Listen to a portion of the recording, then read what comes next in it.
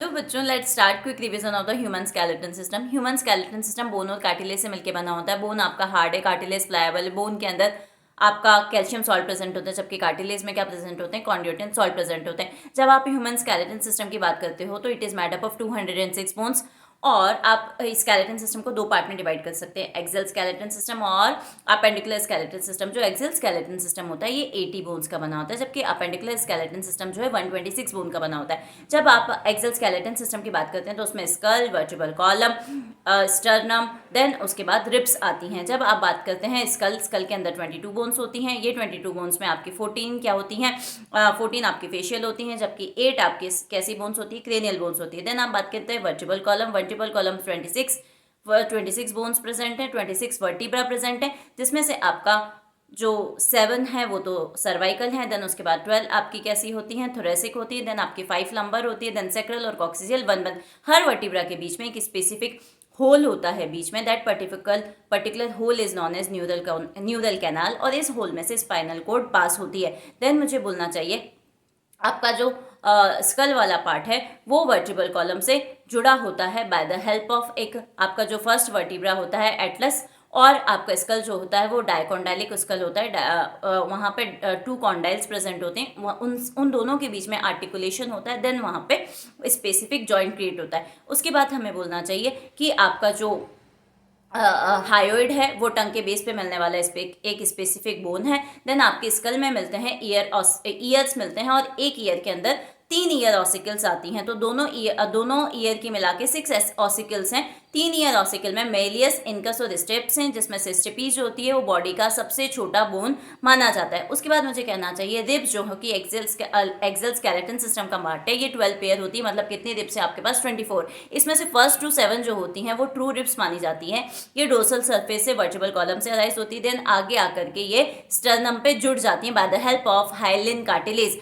जब आप रिब्स की बात करते हैं तो रिब्स के डोर्सल सरफेस पे जो एंड होता है वहां पे 2 स्पेसिफिक आर्टिकुलेशन सरफेस होती है। That's why they are known as bicephalic. Bicephalic means bi का मतलब 2, सिफेल मतलब हेड।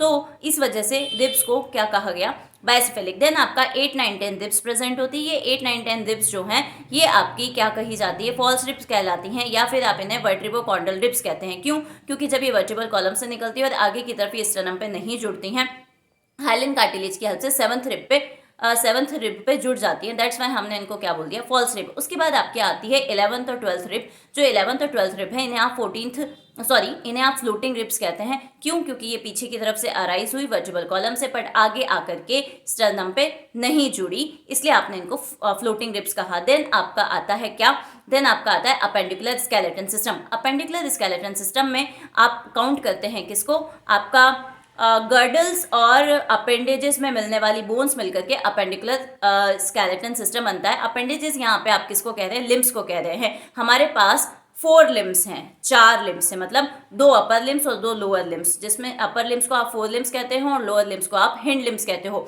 ठीक है। गर्डल्स क्या होती है, वो पर्टिकुलर बोन्स जो आपके लिम्स को बॉडी के एक्सिस से या एक्सियल स्केलेटन से जोड़ने में मदद करती है, वो क्या कहलाती है, आपकी गर्डल्स कहलाती है। देन आपके लिम्स के अंदर कितनी बोन्स होती हैं, 30 बोन्स होती हैं। 4 लिम्स में बात करेंगे तो क्या हुआ, एक आपका ह्यूमरस, देन आपका रेडियस और अल्ना, देन आपके ये कार्पल्स हैं, ये कितने हैं, कार्पल्स आपके 8 हो गए। देन आपके मेटाकार्पल कितने हो गए, 5 हो गए, और 14 आपके फेलेंजेस हो गए। इस तरीके से 30 बोन्स हो गई। देन आपके हिंड लिम्स के अंदर एक फीमर, एक टिबिया और फेबिला, देन एक आपका पटेला हो गया। देन आपके टार्सल कितने हो गए, टार्सल हो गए आपके 7। मेटाटार्सल कितने हो गए, मेटाटार्सल हो गए आपके 5। देन आपके फेलेंजेस कितने हो गए, 14 हो गए। इस तरीके से आपकी 30 बोन्स आ गई। देन आप बात करते हैं गर्डल्स। हमारे यहाँ पे 2 गर्डल आपने कहा, एक अपर बॉडी पार्ट को बना दी, जैसे that is known as pectoral girdle, then lower body part that is known as pelvic girdle. जो each half of the girdle, जब हम पेक्टोरल गर्डल की बात करें तो PEC, सी पहले आता है तो upper body part, PEL, L बाद में आता है तो लोअर बॉडी पार्ट। जो पेक्टोरल गर्डल है उसका हाफ पार्ट किससे मिलकर के बना होता है, वो 2 बोन से मिलकर बना होता है। एक होता है क्लेविकल और दूसरा होता है स्केपुला।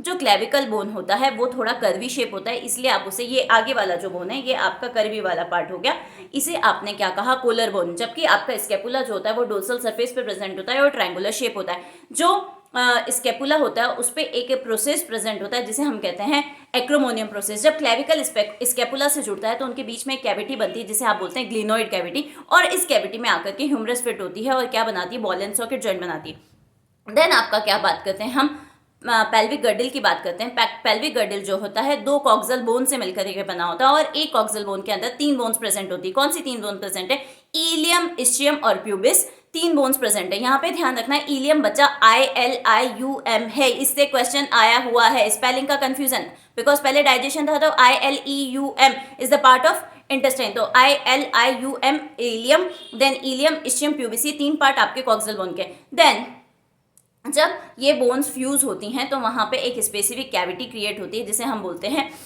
Acetabulum cavity. इस पर्टिकुलर रीजन में आपका आर्टिकुलेशन होता है किसका, फीमर के साथ। देन वहाँ पे जो जॉइंट बनता है दैट इज नोन एज आपका again ball and socket joint. फिर हमें बोलना चाहिए जो दोनों कॉक्सल बोन्स होती है जब वेंट्रली वो जुड़ती हैं तो वो वहाँ पे क्या बनाती है, प्यूबिक सिम्फाइसिस बनाती है। उसके बाद 2 चीज़ों से और क्वेश्चन आ सकता है, एक आपका जो फेशियल बोन है, जो भी एनसीईआरटी में फेशियल बोन्स दे रखी है उसमें से सिर्फ आपका जो मैंडिबल है वो मैंडिबल बोन जो है वो आपका अनपेयर्ड होता है, बाकी सारे बोन्स कैसे हैं, पेयर्ड है। देन आपके जो क्रेनियम बोन्स प्रेजेंट होती हैं, क्रेनियम में हमको ध्यान रखना है कि आपका जो पैराइटल है ये पेयर्ड है, देन आपका टेम्पोरल है ये पेयर्ड है, उसके बाद आपका ऑक्सीपिटल, देन आपका एथमॉइड, देन आपका स्फिनॉइड, ठीक है। ये सब कैसे प्रेजेंट है, ये सिंगल बोन है, तो आपको पूछा जाएगा कौन से पेयर्ड है कौन से अनपेयर्ड है, यहाँ से क्वेश्चन आ सकता है। आई होप मेरे बच्चों को भी क्विक रिवीजन पसंद आया होगा and thank you so much, wish you all the best.